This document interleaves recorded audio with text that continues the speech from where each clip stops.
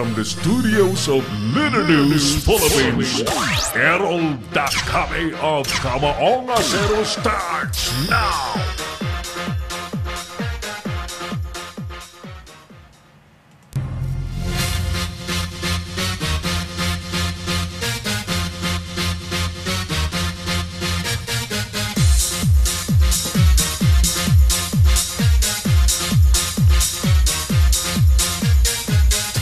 Hi! Hello! Mga kaibigan, muling sumasa niyo po ang tigasing palatuntunan sa Pilipinas. Walang iba kundi ang programang Kamaong Acero. Tama po kayo, ako na po ito si Errol Dakabe. Welcome po sa pagkatanghal ng ating palatuntunan sa araw pong ito ng Wednesday, May 16, 2018. Kumusta po kayo sa mga oras pong ito? Sa mga nasa Metro Manila, hello, hello, hello. At mga nasa karatig na rehiyon, mga nasa Calabar Luzon area, mga nasa Central Luzon area, the rest of the provinces and key cities in the country. Well, tapos na po ang barangayan at SK elections noong Lunes. Congratulations po sa mga nanalo. At yung mga issue po ng panlulokot at dayaan pa rin at mga vote buying, hindi pa rin po matapos-tapos. Pwede pa rin po natin yan pag-usapan sapagkat talagang nagkaalaman pa rin sa kung ano na ang kalidad ng mga Pilipino when it comes to voting candidates.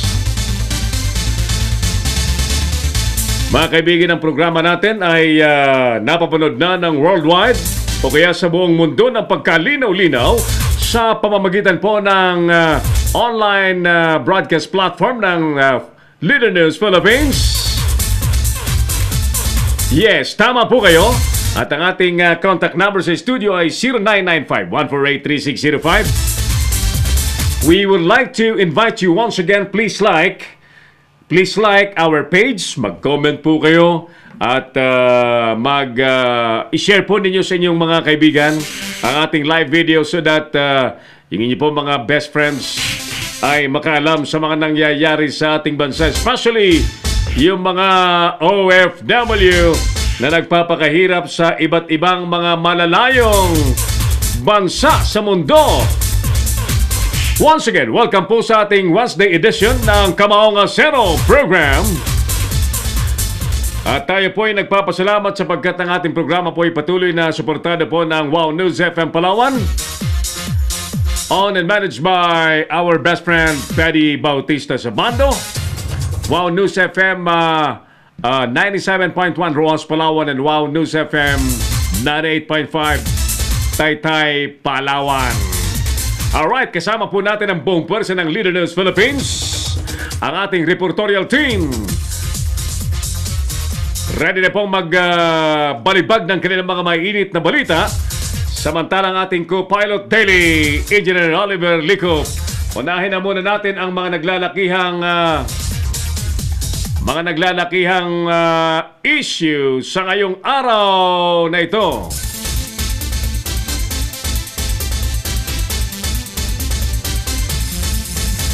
Vice President Leni Robredo nanawagan sa mga graduates na gamitin po ang social media para sa pagkakaisa ng mga Pilipino. Mga proyekto naman ng DOT maaapektuhan pansamantala dahil sa balasahan sa ahensya. Nagbitiw na ASEC ng Tourism Department, nais daw linisin ang kanyang pangalan. Samantala, makinig kayo sa balitang ito. Pakinggan nyo maigi. Baka may katulad na balita o nangyari sa inyong lugar ng ganito. Pakinggan nyo maigi, ha? Mga residente, pinutulan daw ng tubig. Ulitin ko, ha? Ulitin ko. Mga residente, pinutulan daw ng tubig. Ang sanhi o ang dahilan, hindi daw ibinoto ang incumbent barangay chairman kaya't ito'y natalo. Mamaya yung issue yan pag-usapan natin. Kasong murder naman isinampa na sa mga suspect sa pag-ambush sa barangay chairman-elect sa Misamis Oriental. at oposisyon pinuna ang pagbuwag ng gobyerno sa Presidential Commission on Good Government. Good afternoon once again. Ito na po si Errol Dacame, ang programang Kamaong Asero. Umaalingaw-ngaw na sa buong mundo. Salamat pala kay partner Francis Tica na pansamantalang umupo sa ating palatuntunan kahapon. Thank you. At tuloy na po tayo sa ating programa. Once again, ang ating contact number po sa studio ay 0995-148-3605. At ulitin ko po ang ating pag-imbita sa ating mga best friends to please i-like po ninyo at mag-comment po kayo ng anuman pong saloobin ninyo sa isyong pag-uusapan po natin sa ating episode ngayong araw po ng Wednesday at i-share po ninyo ang mga pinag-uusapan natin dito sa ating palatuntunan. Ayos!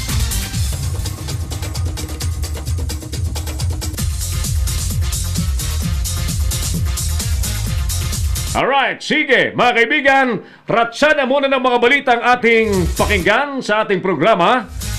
Unahin po muna natin ang report ni Nolan Ariola. At alam nyo kasi nilift na ng gobyerno ang OFW deployment ban sa Kuwait.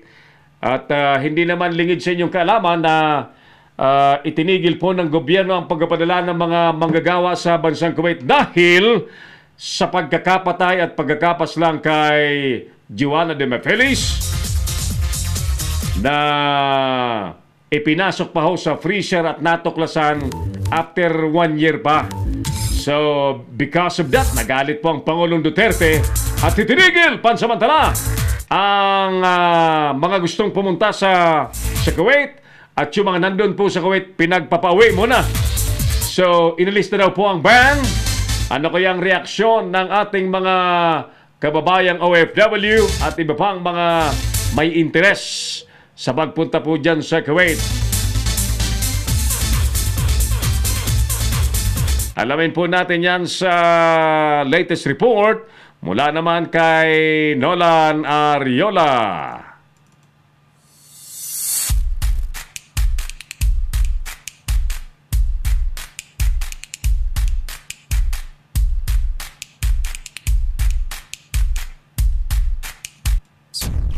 Si Errol Dacame, ang Kamaong Asero. Alright, ready na si Nolan? Nolan, yes! Magandang hapon. Wala pa? Sige. Di pa makapasok. Kung hindi pa ready si Nolan, subukan natin ang linya ni partner Jojo Sikat.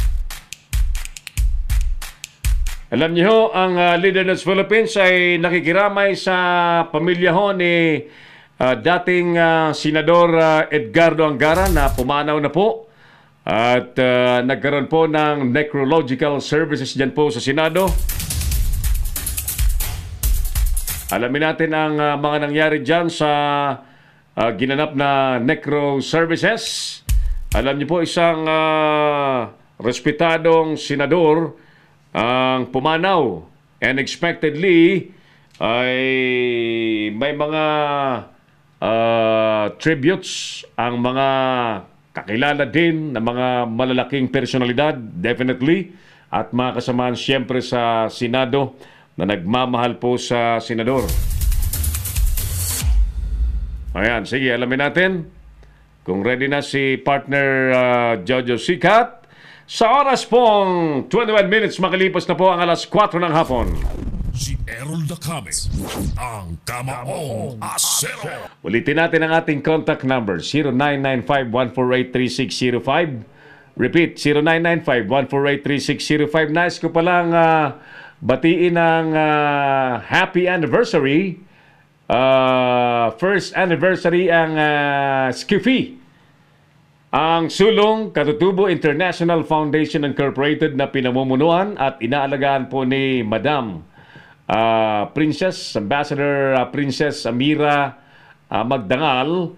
At I understand kahapon po yung talagang anibersaryo at nagkaroon po ng pagtitipon, malaking pagtitipon sa kanilang tahanan dyan sa Nueva Ecija. And thank you for inviting us. Na nga lang ay hindi tayo nakarating dahil pagod pa tayo sa katatapos na eleksyon, ano? Sa katatapos na eleksyon. At ang balita natin, may separate na malaking event na gaganapin sa May 26, dyan pa rin sa naturang bayan.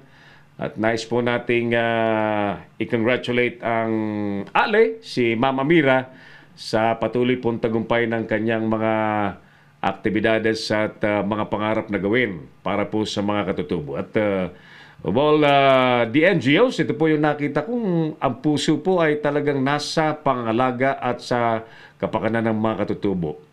Dapat nga nito, ito na yung maging kun eh.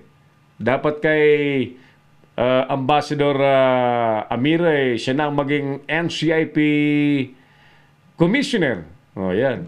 Pwede, di ba? Alam niyo kasi, matagal nang may NCIP, National Commission on the Indigenous People, pero hindi po maramdaman ng mga Pilipinong mga tribo at katutubong mga Pilipino ang tunay na pag-alaga po ng gobyerno through the NCIP. Bagkus marami pong katutubong nakausap tayo that in the previous years ay sanhi pa raw ho ng kaguluhan sa kanilang lugar ang NCIP. Oh, sige, teka muna. Ulitin natin ang ating pagbati kay Ma'am Amira Magdangal, ang founder, chairperson, and chief executive officer po ng Sulong Katutubo International Foundation Incorporated for their first anniversary. Si Errol Dacabe, Kamaong Asero. Alright. Alamin na natin ang naganap na necrological services dyan sa Senado. Nasa linya na natin si partner Jojo Sikat. Partner, magandang hapon. Go ahead, please. Hapon naman sa iyo, kasama ng Errol, naging maramdamin itong sinagawa necrological service sa yung mga dating Senador Ricardo Angara dito sa Senado, kung saan naiwasan na o hindi naiwasan na maging emosyonal ang ilang senador na nakasama ng yumaong mambabatas. Unang nagbigay ng kanyang eulogy si dating Pangulong Joseph Ercito Estrada na ngayon ay alkalde ng lungsod ng Maynila. Sinabi ni Erap na malaki na yung naging kontribusyon ni Angara sa bansa, hindi lamang mambabatas o bilang mambabatas, kundi bilang isang agriculturist, banker, professor, abogado, magsasaka, at iba pang profesyon. Iginit ni Mayor Estrada na hindi nito makakalimutan si Angara na naging katandem nito noong 1998 presidential election. Sa panig naman ito si dating Pangulong Gloria Macapagal Arroyo, itinuturing nitong mentor si Angara sa larangan ng pagiging isang mambabatas. Ani ni Congresswoman Macapagal Arroyo, naging solid block member ito ng naging Senate President si Senador Ricardo Angara sa Senado. Sinabi pa ng dating Pangulo na concern itong si Angara sa mga mag-aaral, lalo na yung mga mahihirap na estudyante. Kung kaya't yung karamihan sa mga panukala nito ay para sa libreng edukasyon sa mga mag-aaral. Naging emosyonal naman si Senadora Loren Legarda sa kanyang eulogy na sinabing tunay na probinsyano itong si Angara dahil sa pagmamalasakit nito sa mga indigenous people o yung katutubo, malasakit din sa kalikasan at maging sa agrikultura. Nawala naman ng isang tunay na kaibigan itong si Senador Franklin Drilon base sa kanyang naging talumpati sa kanyang eulogy sa isinagawang necrological service itong si Angara. Aniya ni Drilon, kahit na nag-aagawan sila noon nitong si Angara para sa Senate presidency, hindi pa rin natitinag yung kanilang pagiging tunay na magkaibigan. Paliwanag ng Senador, mawawala yung mga kapartido kapag ikaw ay magre-retiro na bilang politiko. Subalit yung mga kaibigan ay nakatatak na sa puso. Hindi naman napigilan na umiyak nitong si Senador Juan Miguel Zubiri nang silayan yung labi ni Angara na itinuturing nitong isang mentor sa larangan ng pagiging isang mambabatas. Hindi naman napigilan ng anak ng yumaong senador na si Senador Sani Angara yung maluha sa naging bayan ni Senador Vicente Tito Soto III ukol sa mga nagawa ng kanyang ama para sa bayan. Sa huli, nananawagan itong si Senador Sani Angara sa mamayan na huwag kalimutan na alalahanin yung kanyang ama sa mga nagawa nitong batas at contribution sa bansa na napapakinabangan na ngayon ng mga kababayan. Ito, si Jojo Sikat para sa Leader News Philippines, nagulat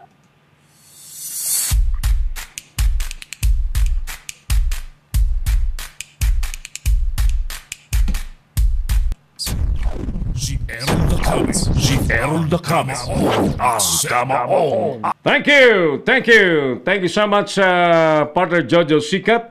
At yan po ang nangyari sa Necro Services kay Yumaong Senador Ed Angara. And ulitin natin ang ating pakikiramay sa pamilya Angara sa pagpanaw ng kanilang pinaka-minamahal na senador. Siyempre, tatay ng pamilya, no? At sila po ay nasa panahon ng pagdadalamhati na nakikiramay tayo, siyempre, tayo po mga Pilipino. At ganyan po tayong mga Kristiyano na kapag sa panahon ng kalungkutan ang kapwa Kristiyano ay dinadamayan natin. Even through our prayers and messages of condolences. Okay? Sige po. Salamat. At muli, our condolences to Angara family. Oras natin, 29 minutos na po makalipas ang alas 4 ng hapon. Si Errol the Kami, ang kamaong asero. Kung ready na partner si Nolan, balikan natin yung kanyang report. At mabilis na napipitas ang mga minuto sa ating palatuntunan. Again, kayo po'y nanonood sa palatuntunan Kamaong Asero sa Leader News Philippines. At tayo po ay sumasahim papawid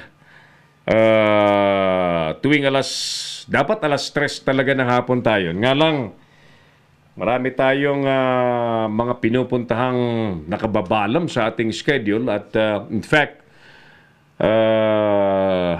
I'm trying to see if we can do our program in the morning. Say for example, mga alas 11 ng tanghali. Para hindi tayo ginagahol ng oras sa hapon, ano? Marami tayong obligasyon sa hapon na dapat gampanan. Maraming lakad. But ganun pa rin. Sa umaga, marami pa rin. Walang katapusang mga dapat asikasuhin na kailangan po nating harapin everyday. Ulitin natin ang ating sala ba itong number ni Kuan? Ayan. Ayan. Sige. Nihanda lang natin yung report ni Nolan Ariola, ang masipag nating Leader News patrol reporter na wala pong tigil sa paghahatid ng balita sa ating mga tagapanood. Happy Fiesta muna sa mga may fiesta sa kanilang mga barangay, ano? Mga Katoliko, siyempre. Happy Fiesta po sa inyo at sa mga may iba pang okasyon tulad ng birthday, reunion, anniversary, at kung ano-ano pang selebrasyon na magiging sanhi na kayo po'y magkakasayahan sa pamamagitan ng pag-iipon-ipon ng mga kaibigan, bonding, ika nga, may kainan, may inuman yan. Paalala po sa mga kababayan natin na anything excessive,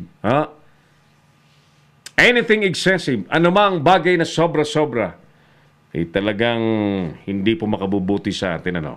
May mga taong may mga taong pag may okasyon nakakatagay. May mga tao naman talagang very, very adhering sa mga biblical verses na pag sinabi bawal-bawal.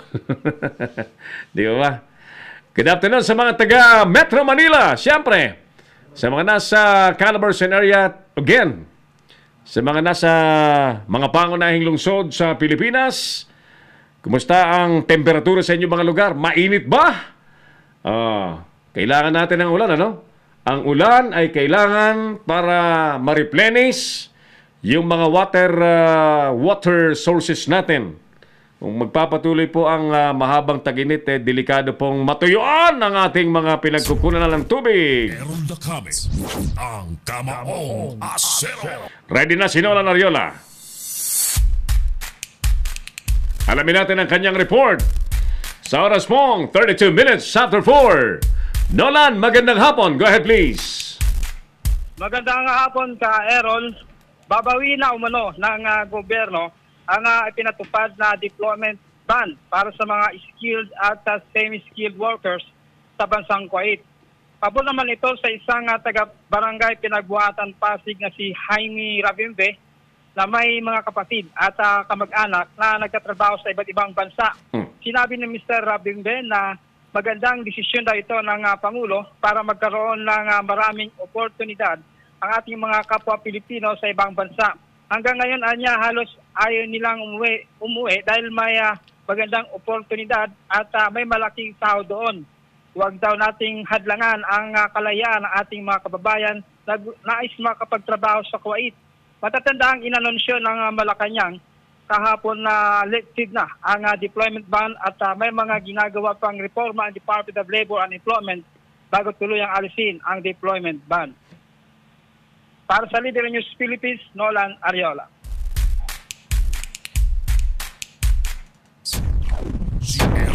Si Errol Dacame, ang Kamao. Thank you, Nolan Ariola, sa iyong report na yan.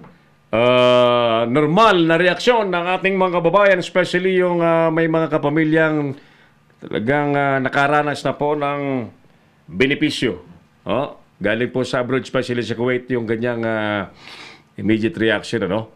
Nga lang, tulad po na sinasabi ko, kahit gaano kalaki ang sweldo, kung mapipiligruhan po ang buhay, kayo na po magsasabi kung ang buhay ba ng kapamilya po ninyo ay kaya nyo ipagpalit sa anumang halaga.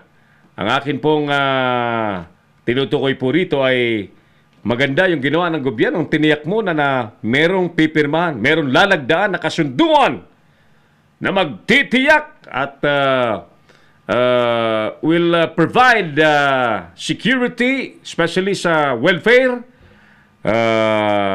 yung mga pahinga, yung mga sa pasaporte na dati yan po ay kinukuha ng mga employers na kapag may katarantaduhan ng employer at gustong umalis ng OFW, hindi magawa-gawa kasi hawak ng employer yung mga dokumento. So yan, pinagbawal na yan. And I hope, kasama yan sa talagang lalagdang agreement, Memorandum of Understanding sa pagitan ng Kuwait at ng Pilipinas. And I would really wanted to know kung ano talaga ang laman at nakasaad sa kasunduan sapagkat yan po ay mahalaga para sa kaligtasan. Kaligtasan po ng mga Pilipino. And I don't really think so na hindi titiyakin po ng gobyernong mas matibay ang mga probisyon at kung sakali na may lumabag sa kasunduan, dapat may malinaw din na kaparusahan. Kasi kung wala pong kaparusahan, walang silbi ang kasunduan, di po ba? Kung walang parusa sa paglabag at hindi pagsunod sa mga nakasaad dyan, ay ayan ay parang walang saysayan. Sa akin, walang saysayan kung wala hong parusa at walang mapapanagot kapag may lumabag. Kailangan malinaw ang probisyon na sinasabi dyan na kapag lumabag ang isang employer na Kuwaiti, kung ano ang nararapat, di po ba? That will really ensure and make all OFW at safe at all time na hindi po pipiligruhan ng mga Kuwaiting siraulo. Marami pong mga Kuwaiting siraulo. Marami naman ang matitino, no? Maswerte po yung mga nakapamasukan, especially mga domestic helpers na matino, edukado ang kanilang amo at malas po ng mga kababayan natin na napupunta doon sa mga mal-edukado, mga ignorante, mga walang paggalang sa karapatang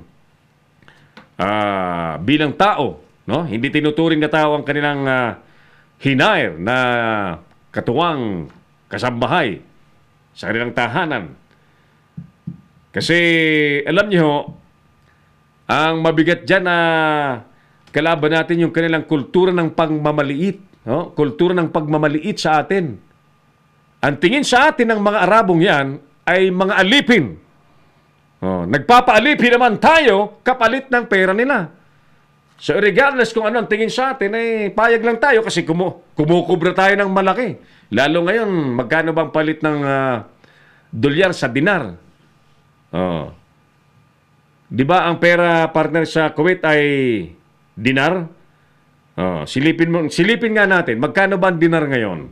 Yan ang nagiging sanhi bakit kahit peligroso ang sitwasyon ng marami sa Kuwait ay nagbabakasakali talaga dahil, well, nasisilaw sa malaking palit ng dinar sa piso. Di ba?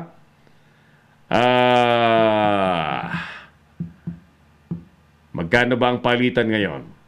Standby ka lang, partner Boyet, no?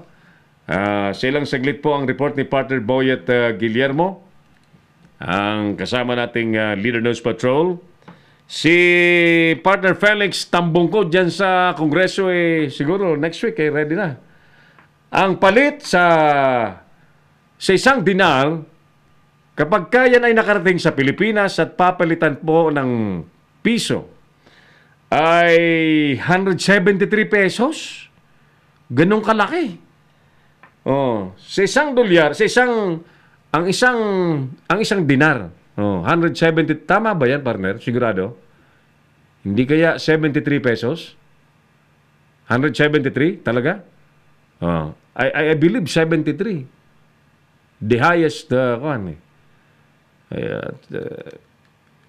kaya dahil sa malaking balor, ika nga, because of the big value of their money, ay marami pong talagang kisihon ng man ang abuti nila But, of course, obligasyon po ng gobyerno, since ang mga OFW sa totoo lamang, ang tanging bumubuhay sa ating gobyerno because ano ba naman ang ini-export natin ngayon?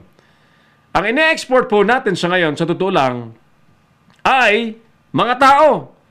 Oh, samantalang may i-export naman papunta sa atin, parang ini-import natin. May nag-i-export, may nagpapadala sa atin, mga drugs naman. Kaya hindi maubos-ubos ang drugs. Oh, alam naman, it's general public ng drugs ay galing po sa China. Di ba? Yan ang produkto nila. Maliban sa mga kung ano-anong produkto. Sana matuldukan yan ng Pangulo natin. Yung stream flow ng drugs na yan, na centerpiece program ng ating Pangulo, habang siya po ay nakikipag-best friend sa China. Kasi kung best friend natin ang China sa pamamagitan po ng Pangulo natin, pero nagpapatuloy ang nakamamatay na drug sa pagdaloy mula sa China, hindi ko po masising marami pong mag-iisip dyan, ha? Hindi ko po masisi. Si Errol Dacame, ang Kamaong Asero. 4:41 in the afternoon, isa pang report sa ating palatuntunan. Alright, mga kaibigan, tawagin na po natin si partner Boyet Guillermo sa kanyang report. Kamaong Asero pa rin po ang inyong pinapanood sa mga oras pong ito at tama kayo. Si Errol Dacame po ang inyong nakakasama at this very moment. Hello. Sige.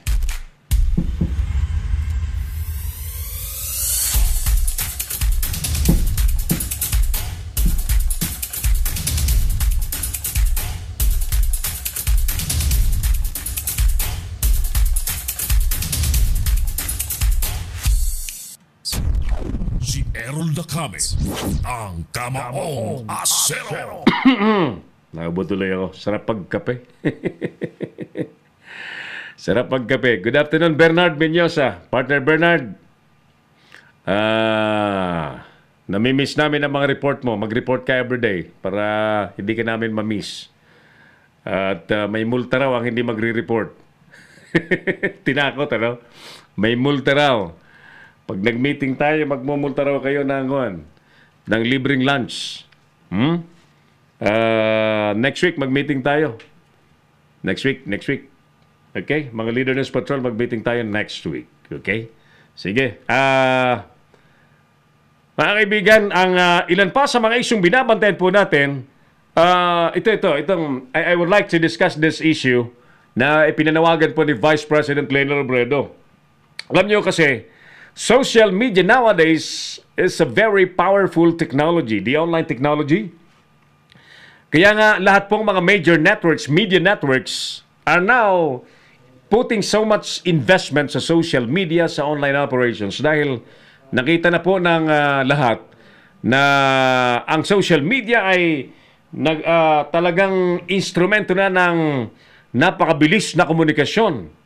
Napakabilis na komunikasyon ng bawat isa. So, well, tulad po ng anumang gamit, kapag mali ang gamit, ang anumang gamit po ay nakasasama. Di mo ba? Halimbawa, ang kuryente. Ang kuryente, pag ginamit po natin sa tama, nakatutulong po na maging convenient ang buhay po ng mga Pilipino.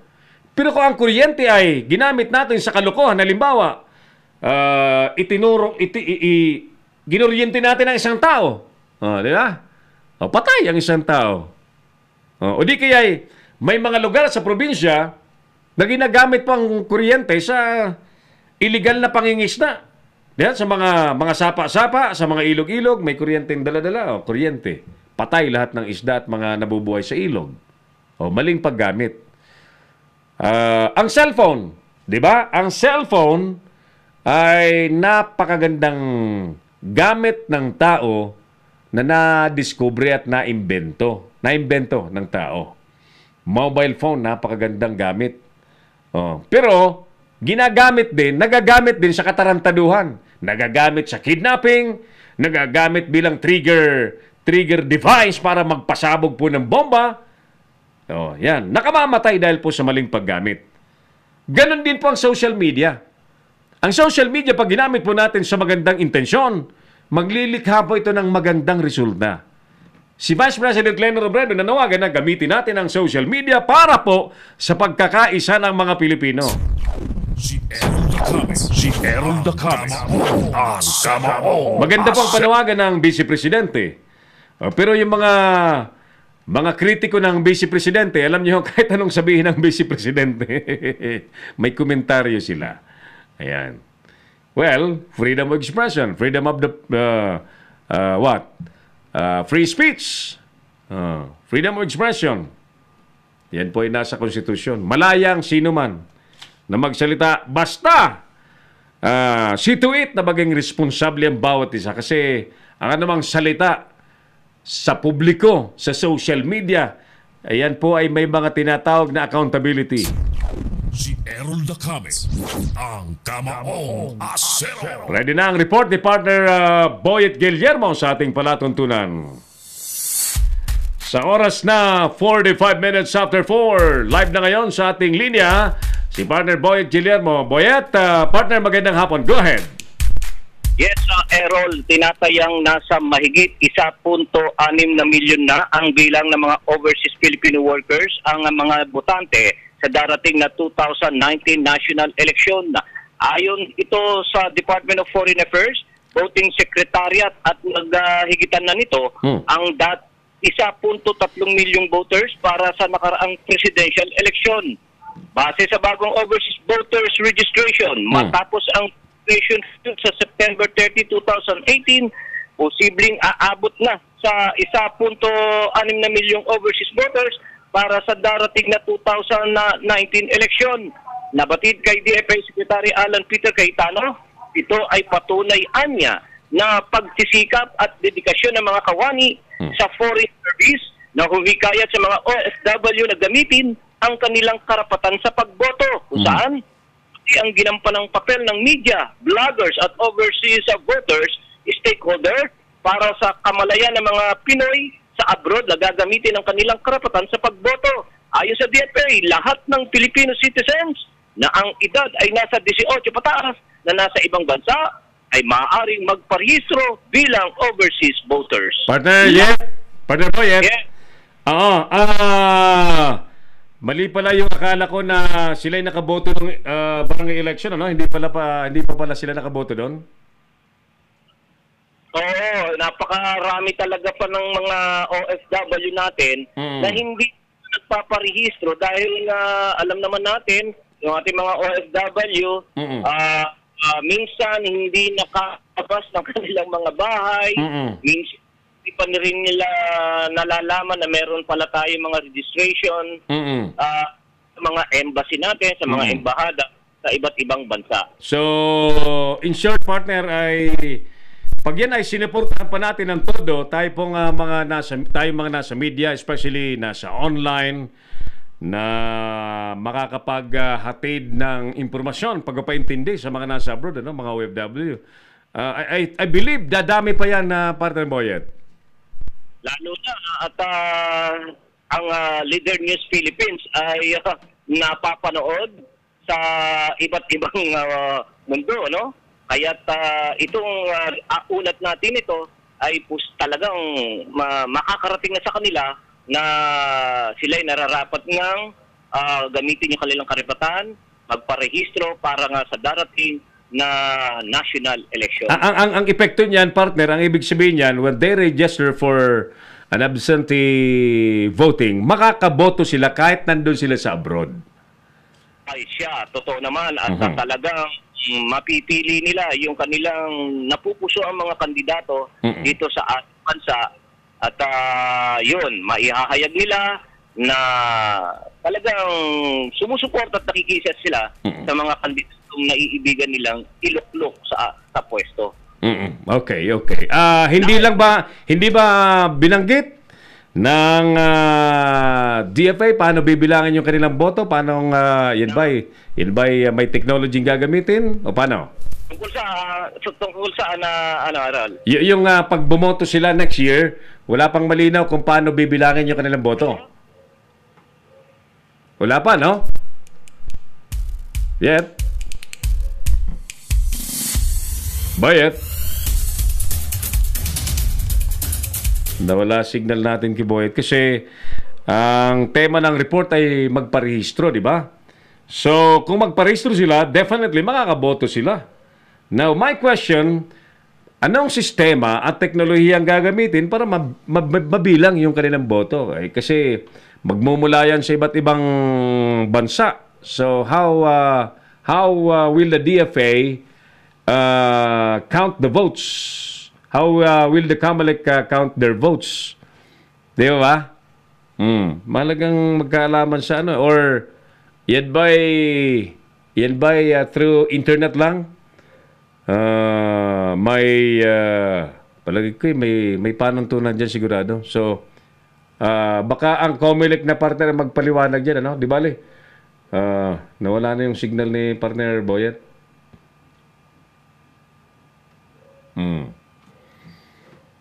50 minutos, makalipas na po ang alas 4. Si Errol Dacame, ang Kamaong Asero. Nandiyan na ulit, partner?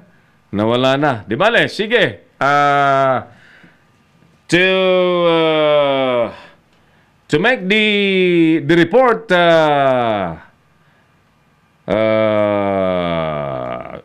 in brief,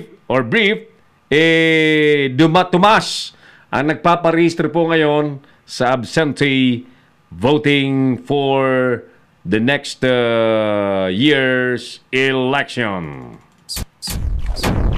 Si Errol Dacame, ang Kamaong Asero. Tuloy tayo sa iba pa mga isyong dapat natin pag-usapan this afternoon. Sinasabi pong magkakaroon ng temporary setback ang Tourism Department dahil sa mga nangyaring balasahan sa naturang ahensya. Bigla na lang po kasing pinagbitiw sa pwesto si yung isang ASEC. ASEC Makarambon ba yun? Dahil po sa issue ng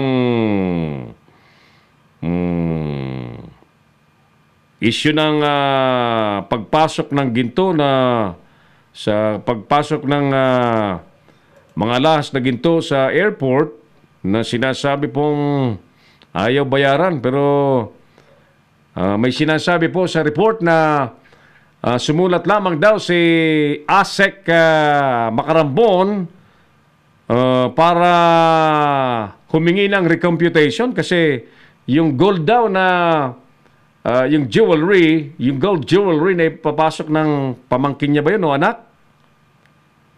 nagkakahalaga lamang daw ng 7 million ay ang pinababayarang buwis daw ay 6 million pesos. Si Errol Dacame, ang Kamaong Asero. Ayan. Oo nga naman, ano? Oh. So, maliban po dyan, ay siyempre, kung nagbitiw na sa pwesto si Asek Macarambon ay mangailangan niya ng kapalit. Therefore, yung mga tangang proyekto ng kanyang opisina, pansamantalang magbabagal yan, siyempre. Dahil kung mag-assume po ang kapalit, siyempre magpa-practice pa yan. Aaralin pa yung function ng opisina at alamin pa kung ano na ang status ng lahat-lahat ng mga proyektong nasa tanggapan ni Macarambon. Okay, so sige. By the way, di ba the other week, nagbitiw din sa pwesto, pinagbitiw sa pwesto din si Wanda Tulfo Teo. Dahil sa kontrobersiya ng 60 million advertising budget na napunta naman sa kanyang kapatid daw na si Ben Tulfo sa PTV4. Ang alam natin may mangyayari pong investigasyon sa Senado. Nga lang natabunan po ito ng barangay at SK election, so hindi pa na pag-uusapan.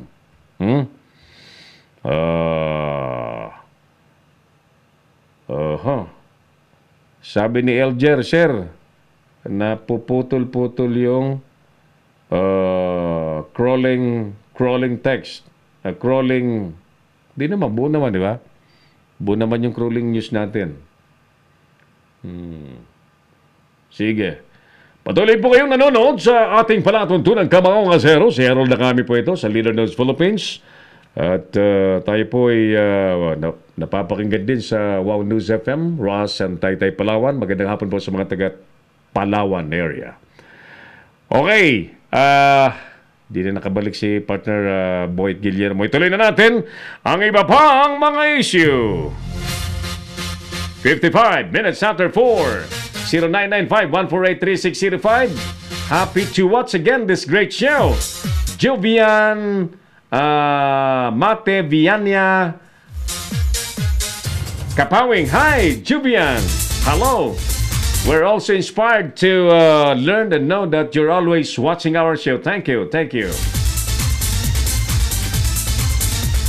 At wag po kayong mahiyang mag-comment sa ating message box, sa ating comment portion sa ilalim po ng ating live video. Yan po ay paborman kontra. Welcome po yan sa atin. Hindi po tayo balat sibuyas. Oh? May komentaryo sa inyong lingkod, Sir Errol, hindi ka nagme-makeup. Sa television kasi talaga, normal yung ang mga anchor, mapababae o mapalalaki, may makeup artist. May makeup artist. When I was doing a newscast sa IBC 13, mamahaling makeup ang binibili ng makeup artist namin sa Shangri-La. Mamahalin. Ayan, so sige. Sa ngayon, naghahanap tayo ng magaling din na makeup artist, pero sana sponsor na lang natin para wala tayong gastos masyado. Wala pa kaming sponsor. Pero marami na pong nagpaparamdam na nais makatuwang natin sa ating palatuntunan. Sige, yung isang Kuwaiti dinar pala 172.75 pag ipinalit sa pera ng Pilipinas sa piso. Okay, marami talagang nagkukumahog na makapunta at makarating po dyan sa bansang Kuwait kahit may peligro. Samantala, 2 days after the barangay at SK election, makinig kayo sa balitang ito. May mga residente daw na pinatulan ng tubig. Ulitin ko, may mga residente daw na pinutulan ng tubig dahil sa pagkatalo ng isang incumbent barangay kapitan dahil yung mga may tubig, may mga tubig na dumadaloy, siguro bigay ni kapitan, ay hindi daw ibinoto si kapitan. Nasaan na yung balitang yon, ha? Tarantadong kapitan, ano? Ang tubig ay buhay. Yan man ay ikinabit mo para sila hikayatin. Naalala ko, may isang politiko na namigay ng bomba ng tubig. Yung manual pump, yung ginaganyan. Sa amin ang tawag dyan sa Bicol, lagumba. Bomba ng tubig. Nung matalo yung siraulong kandidato, pinagbubunot sa mga barangay yung kanyang idinonate na mga bomba ng tubig. O kaya nga, because of what he have done, hindi na po siya hindi na po siya manalo kahit barangay tanod. Ganyan eh. Sa mga kumakandidato, number one na dapat intindihin po ninyo ng pagpasok po sa political arena ay hindi po subtraction. Hindi subtraction ng mga suportador, mga kakampi, mga naniniwala. Bagkus ay, sabi ng iba, addition eh. Ako, ang gusto ko, multiplication. Bilang campaign manager, I wanted to use the scheme of multiplication. Kasi yung addition, pa isa-isa, di ba? Addition. Yan. Pag multiplication, mabilis dumami. Kapag ka namigay na kayo ng bagay na pinakikinabangan ng inyong mga botante na mga residente, huwag kayong magkakamali na bawiin ninyo. Sapagkat ang eleksyon talaga ay sa totoo lamang po ay science talaga. Politics is science. Hindi po talaga uubra ang pangiti-ngiti, pabigay-bigay ng kung ano-ano. Pag ibinigay nyo na, ay bigay na talaga. Nga lang, kaya kayo natalo sapagkat kayo ay hindi preparado. Diba? Ganun lang kasimple yan. Ang sino man pong kakandidato, ako sinasabi ko po sa mga sa mga nagpapatulong. Well, do everything. Maging masipag, maging maayos sa pakikitungo. Maganda ang programa at ang ilalatag na plataforma ng gobyerno. Magkaroon ng karisma. Ayan. Kasi importante yan. Karisma, magandang programa, physically fit, may kahandaan na physically and mentally. Yan po yung And of course, hindi natin maialis na hindi kayo maghanda ng pera. Sapagkat bagamat may isiniset na limitation ng COMELEC sa gagastusin po ninyo, isipin nyo na lang na ang mga, kalimbawa, may inorganize kayong campaign angels ninyo. Siyempre, normal yan na kahit tubig pa iinimin nyo yan. Diba? Magkano bang isang maliit na tubig pag bibilihin nyo po sa tindahan? Diba 10 pesos? Kung may 50 kayong angels, so kahit 30, nakasama nyo kapag nangangampanya kayo, diba? O di kaya ay nauutusan ninyo para ipangampanya kayo sa mga kalugar ninyo. Kahit tubig, 10 piso na. That would be daily. Sa mga nais sumabak sa local election next year at especially kung nationwide ang hinahabol po ninyong kakampanyahin na level po ng posisyon as in senador, senador. Kaya provincial-wide, governor, mga board member, mga congressmen, mas malalawak, di po ba? And therefore, mas mahaba-habang campaign period. Mas maraming tao na dapat kumbinsihin. Yan. So, bawal, sa madaling sabi, bawal ang iiyak-iyak kapag ka natalo. Pag talo, concede. Talo na. Prepare for next year's election or next election. Wala nang di ba? Ganun lang talaga eh. Malamang, pag hindi pa kayo nananalo, except kung talagang may obvious na dayaan, yan po ay mangangailangan po ng mga ebidensya at testigo para tumayo sa korte ang demanda. Di po ba? Idemanda kung may mga testigo, may mga patunay ebidensya. Sabi ng mga Bisaya, ebidensya. Di ba ba? Sabagat kung wala pong ebidensya, di po tatanggapin ng korte ang anumang kaso. Di ba ba? So sige, bawal lang iiyak-iyak kapag ka natalo, concede na kagad. And move on. Move on.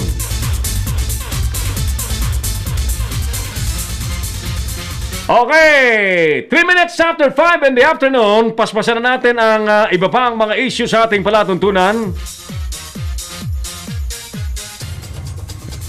Asa na yung ano? Nahanap ko yung ano eh.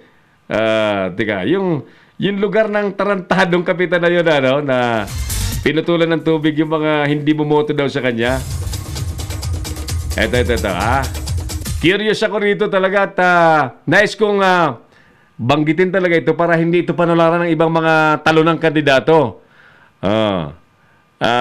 Nangyari pala ito dyan sa Sitio Danao, Barangay Taytay sa El Salvador, Misamis Oriental. Humihingi po yung tulong ng tulong yung mga residente, pinutulan po ng tubig.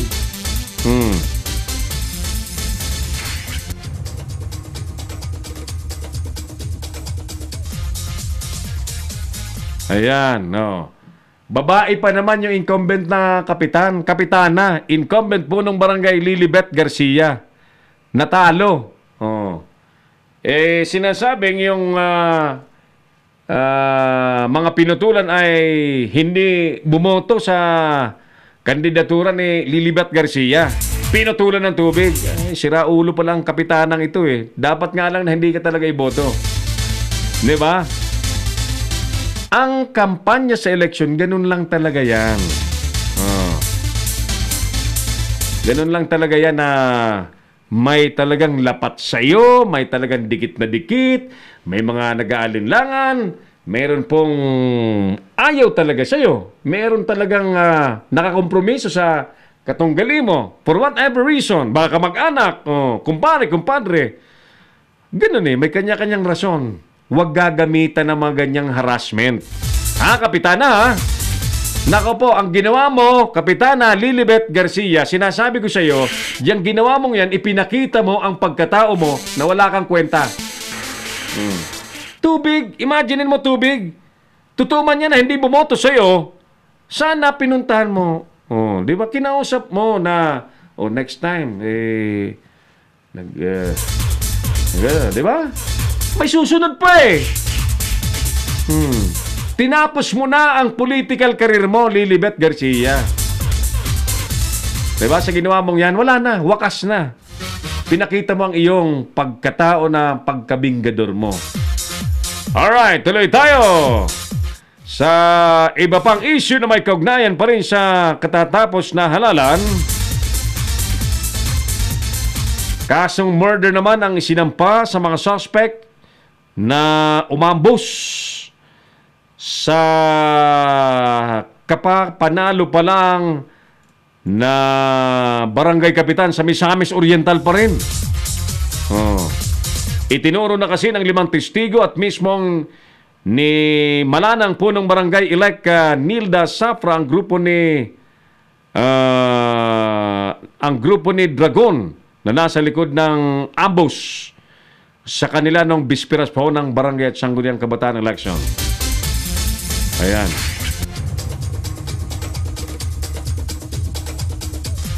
Ayan.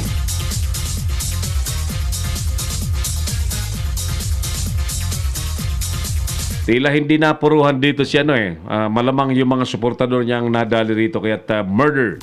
Kasang murder po, may napatay. Sige!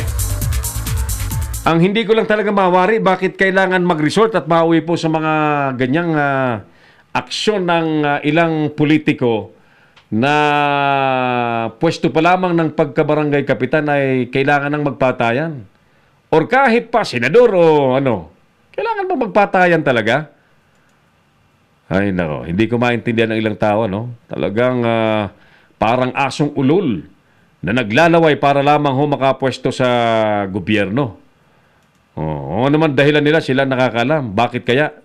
Kasi alam nyo, kung talaga magsisilbi kayo po mga nag-i-interest na pumasok sa public office, ang totoong serbisyo publiko ay sakripisyo.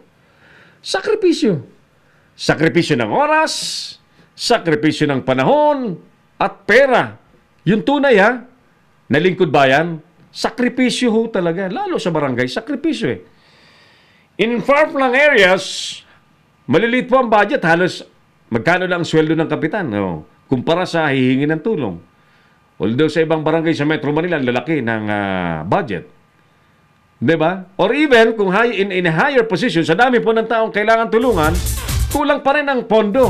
Oh. So ngayon, bakit kailangan nagpatayan na parang asong ulol na kailangan mong sibasibin ang iyong katunggali, wasakin ang iyong kalaban para ikaw ang magkaroon ng pagkakataong makapasok. Siguradong yung mga taong yan ay magiging corrupt at mga kriminal sa pwesto. At kaya nga kayong mga butante naman, matagal ko na pong sinasabi na huwag kayong padadala sa mga matatamis na dila at mga suhol-suhol ng pera. 1,000, 2,000, wag. Yung mga namimiling boto, yan po ang mga kriminal sa pwesto. Samantala, bilang panghuli po ay pinuna naman daw ng oposisyon ang pagbuwag ng gobyerno sa PCGG. May kagustuhan namang buwagin ng gobyerno ang PCGG ay yung nag-file pa rin ng kuwaranto petition kay Sireno. Si Solicitor General Calida. Tuloy may mga nagsasabing Batang Marcos daw si Calida sapagkat lahat daw ng posibleng maging hadlang sa pag-upo ni dating Senador Bongbong Marcos at Vice Presidential complainant sa recount, election protest versus Lena Robredo ay nililinis daw, no? Yan ang mga reaksyon ng mga nagmamasid. At pati daw yung mga yung ahensya na naghahabol ng kayamanang nilustay at tinatawag na ill-gotten wealth. Ill-gotten wealth ng mga Marcos ay talagang bubuwagin. So, sinasabi po ng mga kritiko na Makamarcos yan. Sige. Kami naman po ay ibabalita lang po namin ang aming mga narinig at nakikita nang kayo po ay hindi mapagkwentuhan po lamang. Nasa inyo po bayan ang desisyon. Malapit na naman po ang eleksyon mga kapatid. Di po ba? Marami na naman po mga naglalakihang pangalan ng politiko ang lalapit na naman po sa atin. Kaya't nasa atin pong mga ordinaryong tao na nagkakaroon po ng kapangyarihan kapag may eleksyon sa pamamagitan po ng pagboto, ang pagpili ng talagang hindi magnanakaw, yan, hindi magsasamantala sa pwesto, maglilingkod lamang ng tapat at buong puso ang inyo pong pipiliin dapat. Partner Danny Mangahas, good day partner. Thank you for watching us. Kumusta ang Euro TV? Si partner Danny Mangahas po ay meron din pong online platform ang Euro TV. Panoorin din po ninyo. Ayos, so sige. Ang bilis ng aming ng oras Bakit pag umupo ako rito ang bilis-bilis ng oras? Di bale, don't you worry, mga kaibigan. May bukas pa. Nga lang, alam nyo, ito'y kwan ko lamang sa mga panahon ngayon, ang media ay lagi pong naakusahan na kapag ka may sinasabing taliwas sa gusto po ng mga namamahala, ang tawag po sa media ay bias. Di po ba? Nakakalimutan po ng iba dyan na ang media po should remain as fiscalizer of our society. Fiscalizer in the government. Fiscalizer of everyone. Kaya nga media Pero talagang hindi natin pwedeng sabihin na mananatiling ganun lang, no? Ako personally, tawagin man akong bias, pero bias ako para sa katotohanan. Bias ako para sa panig ng batas. Bias ako para sa tama. Bias ako para sa batas ng Diyos. Di ba? Hindi tayo pwedeng paggamit sa kasinungalingan. Yan. Papanig ako sa katotohanan. Ganun eh. Pero, we will see to it that we will adhere with the code of journalism. Ethics in journalism. Kahit alam namin na nagsisinungaling yung tao, ibabalita namin. But at the end of the news, siyempre, karapatan naming i-analisa. Di po ba? I-analyze ang mga nangyayari at ipresenta po sa taong bayan. Bayan ito po ang sinasabi, pero bayan ito po ang totoo. It's up to you to act. Di po ba? Yan po ang obligasyon ng media. Okay! Mga kaibigan, ang bilis po ng ating panahon. Ngayon po ay Miyerkules, bukas po ay Huwebes. Salamat na lamang po sa mga nanood sa ating programa. Thank you, thank you. Sa ating mga Leader News Patrol, thank you guys. Next week, meeting tayo para sa pagpapaganda ng ating online broadcast channel. At nais ko pong imbitahin siyempre yung mga may hilig sa pagbabalita, sa public service. Nagpapalawak po kami ng aming grupo, ng ating grupo, ng Leader News Patrol. Mag-message po kayo sa ating message box kung nais niyo pong sumali sa ating news team.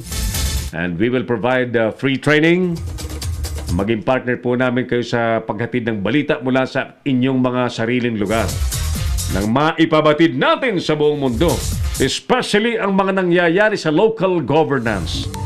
Kami, very particular kami sa local governance kasi alam nyo, yung federalism campaign, nais nating ipakita na ang pangangailangan ng tao talagang dapat mapaglingkuran. At yan naman po talagang sinumpang tungkulin ng mga nasa LGUs, di ba? Mga nasa LGUs. Mas maganda po kasi from the very root of our society ang nagsasalita na bibigyan natin ng boses.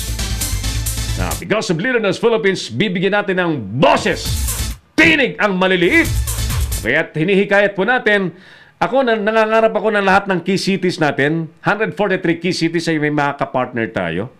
May mag-volunteer na maging kasama nating sa mga lugar ninyo na mag-uulat sa atin ng mga nangyayari. Ay, nako, talagang mabibigyan natin ng tinig ang mga mamamayang Pilipino. So, just tell us by messaging our message box. At maglagay kayo ng inyong contact number para matawagan namin kayo directly. Sa Tacloban, si partner Hill Anacito Tamayo. Thank you, partner. At meron pa tayong isa pang I forget the name. Sa naman yon sa may Visayas area. Napakalaki ng Pilipinas and we're inviting everyone to be a part of our advocacy to be the source of legitimate and genuine news. Nagkalat kasi sa social media ang mga fake news at ang mga kasinungalingan. Tapatan natin ang katotohanan.